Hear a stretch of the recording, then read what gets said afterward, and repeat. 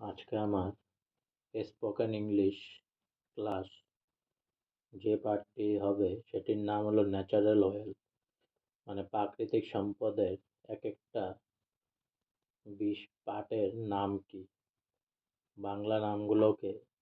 ইংলিশে আমি বলবো প্রত্যেকটা প্রাকৃতিক সম্পদের। তাই আজকে আমার স্পোকেন ইংলিশ ক্লাস যে পাঠটি হবে সেটা হলো ন্যাচারাল ওয়েলথ, প্রাকৃতিক সম্পদ।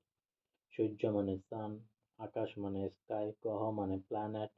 মেঘ মানে ক্লাউড, বায়ু মানে এয়ার, বজ্র মানে থান্ডার, জল মানে ওয়াটার, আগুন মানে ফায়ার, সমুদ্র মানে সি,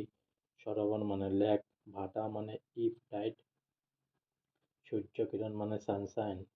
চন্দ্র মানে মুন, তারা মানে স্টার, ধূমকেতু মানে কমেট, বৃষ্টি মানে রেন, শিশির মানে ডিউ, বিদ্যুৎ মানে ইলেকট্রিসিটি, জ্যোৎস্না মানে মুনলাইট, মাটি মানে আর্থ, নদী মানে রিভার, পাহাড় মানে মাউন্টেন, পাথর মানে স্টোন, বালি মানে স্যান্ড, স্যান্ড, আলো মানে লাইট, ঢেউ মানে ওয়েভ, WAVE ওয়েভ, কুয়াশা মানে ফগ, ভূমিকম্প মানে আর্থকুইক, পৃথিবী মানে ওয়ার্ল্ড, প্রবেশ মানে প্রভিন্স, প্রদেশ মানে Province, Province, VINC,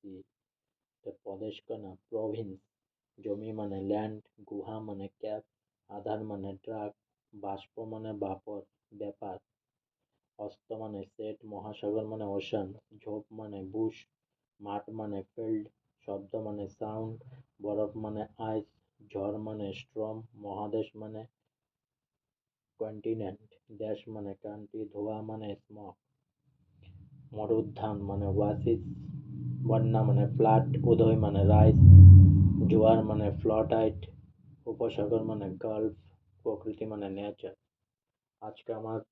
spoken English natural wealth, প্রাকৃতিক সম্পদ এখানেই সমাপ্ত হলো। তাই অনেক অনেক সাবস্ক্রাইব করুন, আমার চ্যানেলটি অনেক অনেক লাইক করুন।